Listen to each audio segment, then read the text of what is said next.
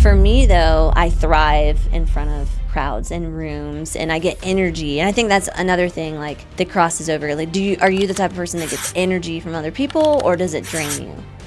And for me, it gives me energy when I'm in a room with people. Like, I thrive on that. If I don't have that, I actually get the opposite. I get drained. And I would say, like, when you're thinking about your team, don't necessarily, like, leave people in that box that they test for. Because I don't mind standing up in front of a room of people and doing that when I need to. So I have that ability. And I think people on your team, even if they're an I, right, as an instructor, they still have the ability to do other things when they need to do them. The team is hitting everything. Like, we're hitting the benchmarks. We're pushing people forward. You're leading small groups and seeing them succeed. Like, nurturing in care to make sure that the vision is being attained. I think it started as systems and maybe more C, but as I've grown in leadership over the years, like, I can take all of that I've learned and then teach that and teach other people how to do that. And I love working with the team and leading the team and training the team and supporting everyone. All right, everybody, welcome to the Jennifer Waters podcast. I am so excited because today I have Lisa Corley. She's one of my business partners and chief operating officer of our martial arts schools here in town. And she's also our fractional chief of success inside Figure Dojo. You wear a lot of hats. I do wear a lot of hats. A lot of hats. And today we're going to be talking specifically about the stuff that a lot of school owners, I think, don't dig into, which is the back end. But you love the back end, making sure all the I's are dotted, all the T's are crossed. So if you're a school owner, you're an entrepreneur, you're a business owner, you need someone like a Lisa Corley in your life, because without, it's gonna be pretty messy, I think. So I think that would be a really good place to start. So you work with me every single day. You work with my dad as well. And so as a COO, what do you think for maybe a business owner that doesn't have someone who's kind of like managing the behind the scenes? What are some things that you think are critical to have in place to balance this business owner founder energy? Like, what do you bring to the table that makes our partnership work? Oh, boy. It's a big question. Well, I think it starts with the person, right? You have to have a who to help you. Most business owners are moving at the speed of light. Yes. So I think you need someone that helps balance the force, so to speak. Also, someone who's really good with the details in the organization, because I think moving at the speed of light, that tends to not be the details. thing. What are details? Not be the thing that a type D-driven person has at the forefront as they're trying to move things along.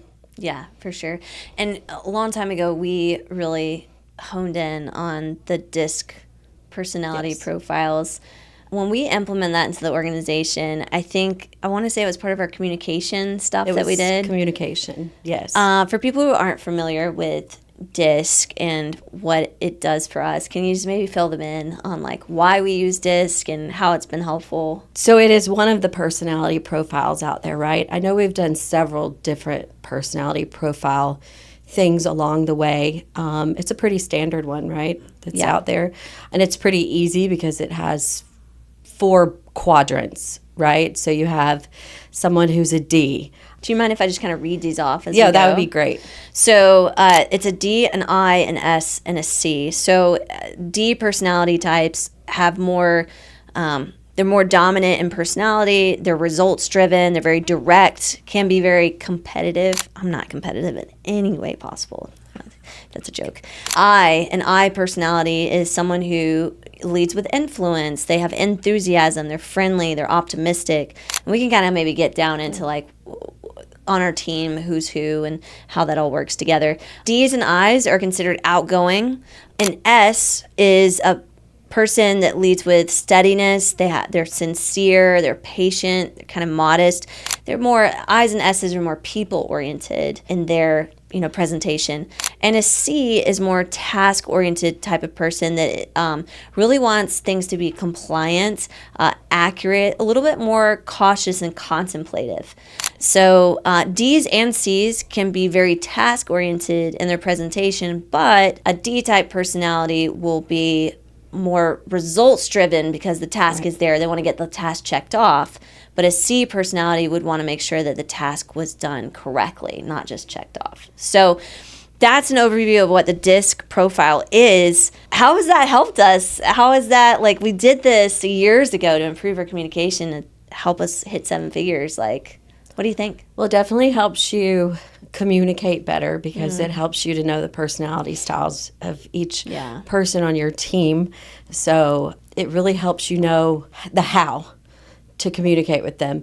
And then I would say it also helps make sure that people are in the right seat on your bus, because sometimes you could have someone with an I personality, right, that's outgoing, and if you've got them in a back corner doing paperwork, right, they're not going to thrive there. Right. So I would say, like, if we're categorizing, I would start with the I's, because most of our instructors on the mat who are out there every day, front facing all the time, with a lot of energy, they're the ones that are I personalities, right? Yeah. So we see that a lot. And I think that what we used to have happen is when people have that I personality, we used to get very frustrated when they didn't do their reports and their, the more detailed stuff, or be like, oh my gosh, why does it look so messy? There's a lot that we've learned. What is something that you think maybe that you've learned as we've really leaned into this? I think it helps you set expectations. Ooh, I like that. I wouldn't say for people, but for the roles that you put the people in. Ooh. Right? Okay. So we know that the majority of our instructors are typically going to have an I personality. And so I think we do give a little bit more grace at the end of the night when it comes to, like, finishing all the details of the task list, right? Yeah. Because we know that they're bouncing all over the place and we know where their personality is. And then with someone who's in the details, who's in the admin work, there is a different expectation there. They're in that role because they fit in that role very well. And there's an expectation that they are going to cross all of the T's and dot all of the I's. Yeah. Because that's there's a real emphasis on that in that role. And I think as a 7-figure type of operation, a school or academy that's trying to really have a 7-figure school, one of the things that we just noticed, like, between our partnerships that we have, is that we have each of the personalities. We do. And some of them are multiple or overlays, because you can have more than one type. I'm more than one type. So I'll tell everybody what I am in just a moment. Okay. Actually, put in the chat, if you look up the DISC personality profile, what do you think I am in the comments? Let's just do 2. Because you have 2 main ones, and then you can have, like, sub ones, right? And then let's put in the chat, what do you think Lisa Corley is? Like, what do you think hers are? But you could put it in there and hopefully guess. We're going to tell you anyway. So what do you think? What do you think yours is? I know. I'm either CS or SC, right? Depending on the day. Depending on the day. It's pretty close. So I would say more these days that I'm more of a stabilizer, an S, more steady, making sure things are on pace, on target. And then my C will kick in when it needs to, in the areas that it needs to, when I have to, make sure that all of the things are in line. Yeah. Yeah. I definitely have never shifted in my personality profile. So, like, D first, so driven to get things done, just like push the envelope, push things forward. But what's different between me and my dad is he's a D and then a C. So he's very, like, driven, but he's very analytical as well. So doesn't really want to be out in the front of the crowd. I mean, he can be in front of the crowd, but it's just because he wants to, like, get the goals accomplished and share the knowledge and make sure that people are doing it. For me, though, I thrive in front of crowds and rooms, and I get energy. And I think that's another thing, like, that crosses over. Like, are you the type of person that gets energy from other people, or does it drain you? Yeah. And for me, it gives me energy when I'm in a room with people. Like I thrive on that. If I don't have that, I actually get the opposite. I get drained. So it's like a recharge. And I would say, like, when you're thinking about your team, don't necessarily, like, leave people in that box that they test for, because I don't mind standing up in front of a room of people and doing that when I need to. So I have that ability. And I think people on your team, even if they're an I, right, as an instructor, they still have the ability to do other things when they need to do them. So I would just be careful about making sure that you put someone in that box and you leave them there, because it doesn't mean that they're not able to do above and beyond that. It just means that's their primary. Yeah. But you wouldn't, to be clear, like you wouldn't like love waking up every single day, being on stages and talking to people and having to prepare presentations and speak with hundreds and hundreds of people every day. No. Like I would, you know, like I do, right? I talk to tons of people all the time and it gives me energy. But at the same token, like you would really, like where you're happy is, and I might be putting words in your mouth, but where you're happy is making sure that like the team is hitting everything. Like we're hitting the benchmarks. We're pushing people forward. You're leading small groups and seeing them succeed. Yeah. Like nurturing in care to make sure that the vision is being attained. Would you say that that's like something you're thriving in day to day? Yeah, I think it started as systems and maybe more C. But as I've grown in leadership over the years, like I can take all of that I've learned and then teach that and teach other people how to do that. And I love working with the team and leading the team and training the team and supporting everyone. Yeah. Yeah. And I think that when you build out a 7-figure team, or you're trying to build out a 7-figure team, you know, typically you don't have all the stuff figured out yourself. Like we learned a lot from going through and implementing this stuff. When it comes to working with someone that's like me, that's a driven entrepreneur, that's a driven business owner, if you were talking to somebody else out here who's watching this, like what would you tell them about how to really work together? Because there can be clashes, right? You know, we've had clashes, we've had things where it's like, hey, this is where I want to go, but wait a second, we don't have the stuff ready to do this. You know, like there's going to be a yin and yang that's going to come to this. So what would you say to that person that might be not the founder? Well, you've taught me a lot when it comes to that. So, and I would say the first thing would be intentionality. So intentional with your time, intentional with putting communication blocks, time where you can sit down and meet together. And we've even had to work on more of that, right? Yeah. So sometimes you can have too much, so you have to strategically plan and be intentional about that. But then we've talked about as a family about sitting at a table together. Yeah. So I think a lot of times in the world that we live in, you know, people don't want to sit down at the table and talk things out and have hard conversations and then make decisions. You don't always have to finalize them at that table in that moment, right? But be able to bring things to the table, talk it out, you know, plan it, whiteboard it, right? We do a lot of writing things down, figuring out, will this work, won't it? Just coming together and talking through things is huge. That has been for us. I think, you know, especially as we've expanded locations and we've changed, we've pivoted, we've done different things. And I know sometimes as a founder, as an owner, you know, you might want to pivot more or pivot faster. And I think one of the things that I've learned is the bigger the organization is, the harder it is to turn the ship. Yes.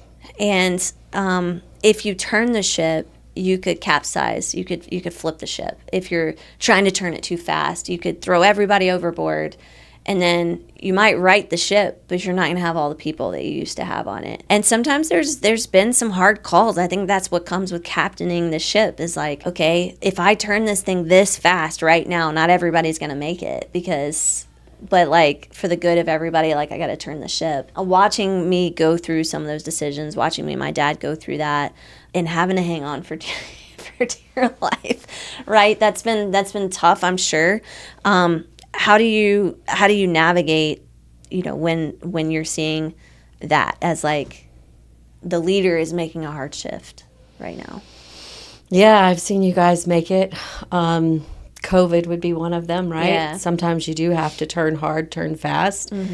I think as you're growing as a leader, the one thing I can say is I haven't always handled things well in the moment, because you maybe don't know how or you've never experienced it before. Sure. And so you have to grow from it. So I think for me personally, seeing some of the things that you've had to go through in the past and the really big hard things, it's taught me how to even just look at things different in perspective, right? Or try to, I guess as we grow together, I have more of an understanding sometimes, like, well, I'll tell you this, it happened recently, right? There was something that happened a few months ago, and it's like, this is why I'm having to make this decision. And I didn't understand that necessarily. Sure. But now fast forward, and I'm like, oh, like, I understand that because now I'm in the same place where we're having to make this decision, right? Yeah. And so when you're in it, you learn more from it, but it's just really being able to have perspective, be more open-minded. I know we've talked a lot about that. And I think you definitely have to be very choosy and intentional of who your who is. Yeah. Because they have to align with you fundamentally in morals and values as a business owner. Yeah. I think that's the biggest thing. I would agree with that. And from there, you have to have people that are, we talk about all the time in leadership too, but even for me, like I still have to be coachable, teachable, moldable. And sometimes it's hard. Right. But, you know, we can't be know-it-alls. We Right. always have to be willing to learn. Yeah.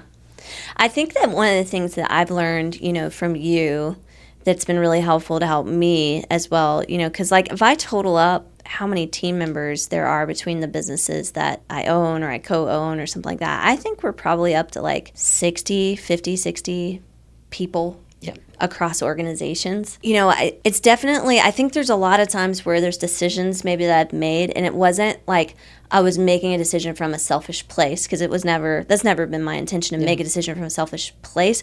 But I don't think that all the time I see the third order consequences, because there's first order consequences, second order consequences, and third order.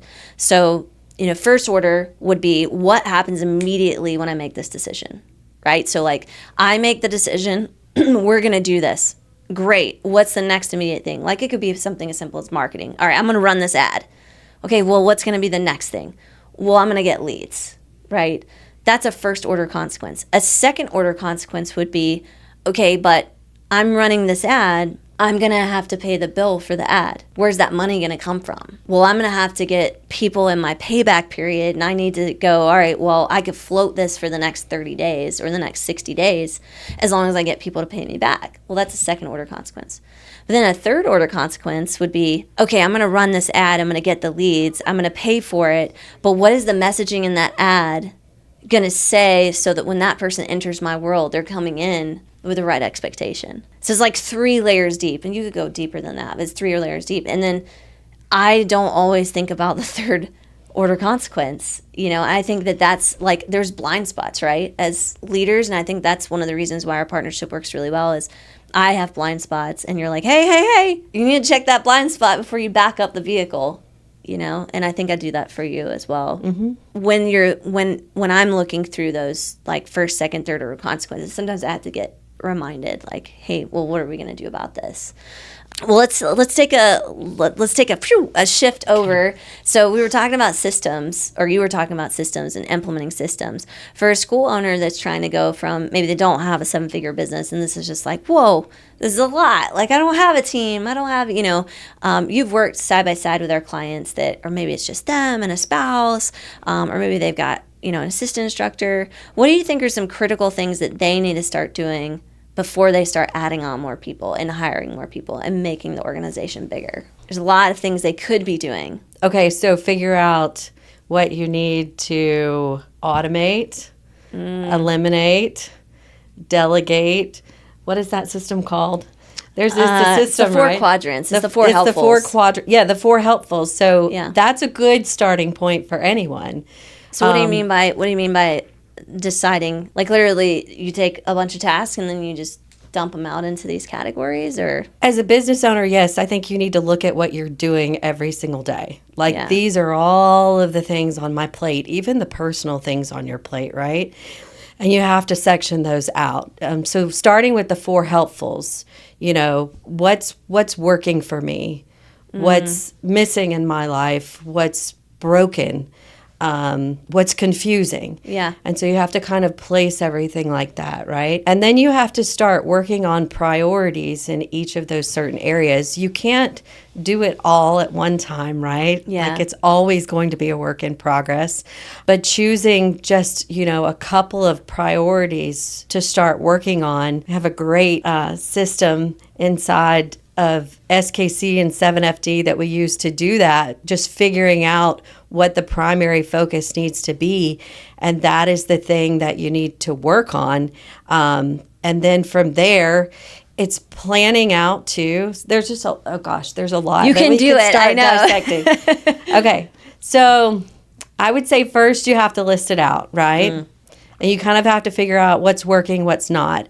When you kind of figure that out, you have to go, okay, now how can I make this easier on myself? So what do I need to just get rid of? What do I not need to be doing? What do we not need to do at all? And if we get rid of this thing, it's not going to affect anything. Like it's just sucking up time and energy and maybe money, and we can get rid of it. So what can you get rid of? Yeah. And then to save time, start looking at what can you automate or delegate to someone else. That's going to be really important. Being able to buy back your time, right? That's the most important thing that you can do. You're really trying to lean out your life. We do it all the time. We go back and we audit, right? So it's doing an audit of everything that you're doing, and it can be overwhelming. That's why it's good to, whether you whiteboard it out or you whiteboard it on your computer or you write it down in your notebook, however you system plan, you've got to have a plan and you've got to put pen to paper, so to speak, so that you can see it all visually in front of you. And then you just have to start doing the work in the priority areas. If we've got a financial leak, right? And we need to plug that first, then that's going to become the priority. And then we're going to dissect that thing first, and we're going to figure out where we need to lean that out. If there's a customer service problem at your front desk and your front desk isn't running well, right? Then we're going to look at all of our systems. What's working? What's not working? What's the one thing that's going to propel us forward that we need to make changes into right now that we can focus on? Yeah. I know that's a lot. Yeah. No, I think one of the things I'm going to just double tap on really quickly that I learned from one of my mentors, Taki Moore, was take all what you just said and just let's traffic light this thing. Are we red, yellow, or green? Like green is, this is working, it's functioning, it's doing what it should be doing. Yellow is, it's inconsistent. Not like here in the South, we push our foot on the gas pedal and go through yellow lights. We're not talking about that. We're talking about it's just inconsistent. It's not working the way that it should. And we need to investigate this. We need to make it so we get it to green. And then red would be, it's just broken or it's not existent. And then depending upon the severity and where you want to go will dictate what you should focus on. Like most of the time, you're not going to focus on your greens. Right. Because they're green already. And no system that you set will ever stay green. Right. Ever. Every system that you build always decays. It's always going to decay. So by the time you've either got to maintain a system or it's going to slip back to yellow. So there's always going to be that, right? So if it's a yellow and you're trying to get it to a green, should you focus on that or should you focus on a red to a yellow? I think it really depends upon where you want to go with your goals. Because, maybe for you, it's like, well, we need to get more retention. We need to get more people that are not leaving. Like I was just on with a client today and he was like, I really got to focus on my retention. I got to focus on it. I got to make sure. And I was like, wait a second. Because he's trying to hit 70 and 80K a month. Like that's where he wants to be with his goal is to hit 7 figures and stay there. And right now it's like the 50 to 60K range. And so he's like, I got to focus on retention. I got to focus on that. And I said, well, wait a second.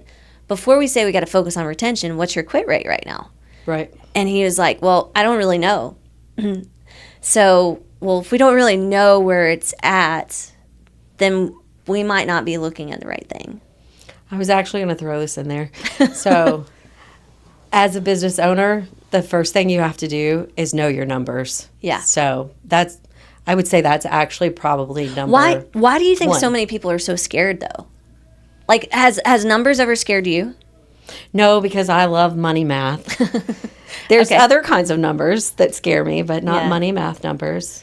But why? You've worked with a lot of school owners. Like I have my thoughts on why people are scared, like maybe from the personality type. But I'd like to know, as you've observed school owners that you've worked with, why do you, or business owners that you've worked with, why do you think that they might be a little nervous about math or the numbers?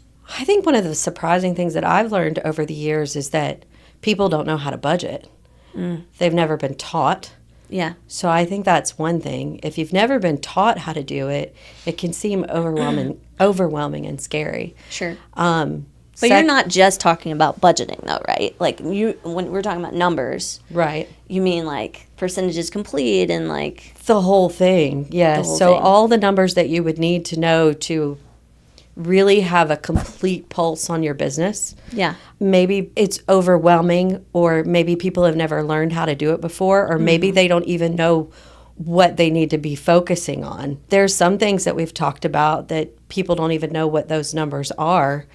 Like maybe not everybody knows what a quit rate is. And we think that, and we assume that everyone should know, but maybe they don't. Or maybe they've heard of it and they don't actually know how to figure out those numbers.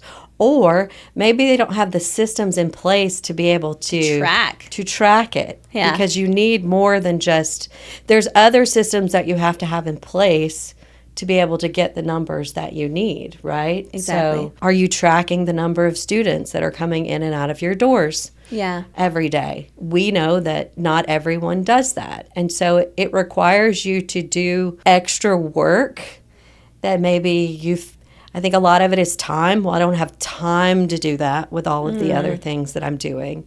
Time, effort, energy, but having a pulse on your numbers as a business owner, we look at them every single day. Yeah. And depending on what area we're focusing on, we're dialed into that more. And it fluctuates week to week, seasons, as far as what we're looking at and dialing in on or working on improving. So that's super duper important. And so from your perspective, like you're seeing maybe that it's that they can't do it because they haven't been taught to do it or don't know where to look is kind of what you see more of, right? Or don't have systems in place To actually do it. or have the time. You hear that a lot. time to Don't track have the it. time to track it. I'm going to stand on my soapbox for a second. And Yes. I don't think it's that people don't have time. I think it's that they don't make it a priority. Right. Because everybody could say, like, everybody has the same 24 hours in a day. I have the same 24 hours in a day as Elon Musk. Now, Elon's doing a lot more stuff than what I'm doing, and he has a different skill set. So it's not that we don't have time, but I also, I have a great relationship with my husband. I spend time with my kids. I'm active doing different things. My priorities are different than Elon Musk's priorities. Right. Right. So I think we can always say, like, the life that you lead is going to cost you something. So you're going to choose to spend your time certain ways. And some of the school owners that say they want a 7-figure business or they want to be more successful, they just aren't because they choose a different lifestyle. And they're looking for a cheat code to get to 7 figures or beyond. And the cheat code is this: knowing your numbers. Yes. And if you unlock your numbers, you can unlock anything. And here's the great thing about it is that you can teach and train someone else how to do the numbers for you. Or use AI to do it too. Or use AI to do it. It doesn't mean that you have to be the one. I used to do it. You used to do it. Yeah. But we're not the ones sitting behind the Crunching spreadsheets. numbers. Yeah. No, Yeah. we're looking at all the data that's in front of us, and we're figuring out what to do with it. Yeah. The school owners that are sitting out there right now and are circling around the same issues over and over again, sometimes, to your point, they don't know how, they don't know what they should be doing. And I think that's why a lot of people come to us at 7-Figure Dojo. They have schools and they've tried a lot of different things. And each of those things that they've tried has just been, well, I'm going to go try marketing with an agency, or I'm going to go try this business consultant who's going to tell me how to improve my leadership mindset or something like that. What do you think makes what we do inside of 7FD so unique and why school owners hit 7 figures and beyond with our system. Well, we're coaching how to be intentional about the things that matter every day. Yeah. We're teaching people how to do their numbers. We're teaching them what numbers matter to your business. We're teaching you how to build the systems that you need around all of those numbers, all the different things. So I think that's what sets us apart from anyone else. There's leadership and mentoring aspects in there. There's marketing there. But what about all the details in between?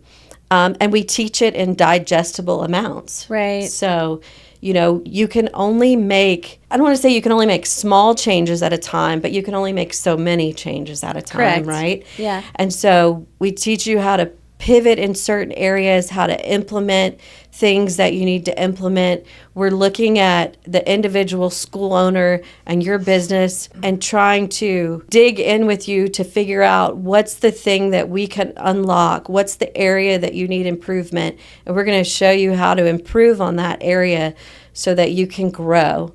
And then we're going to move from that thing to the next thing. So we're always evolving and helping you figure out what works. Yeah, for sure. This has been fun. I love that we were just like jiving and just going through and having a conversation. Hey, right now, if you're out there and you're like, where do I even start? The first place to start is by taking an audit of your business, of your school or academy, figuring out what's actually broken. That's why in the link in the description, we've included a completely free audit for school and academy owners. It will tell you where you're leaking revenue. It's going to tell you what you should focus on first, red, yellow, and green, just like what we discussed today. It's a really powerful audit, and it's been made basically out of necessity because I've had over 600 other schools and academies come through, and instead of me manually going one by one, I've taken every single thing that I know, put it into this audit, made it accessible to you. So click the link in the description, and while you're there, they might as well just go ahead and tap that like button and subscribe. Guys, we'll see you back next time on the Jennifer Waters podcast. Thanks so much for joining. See you soon.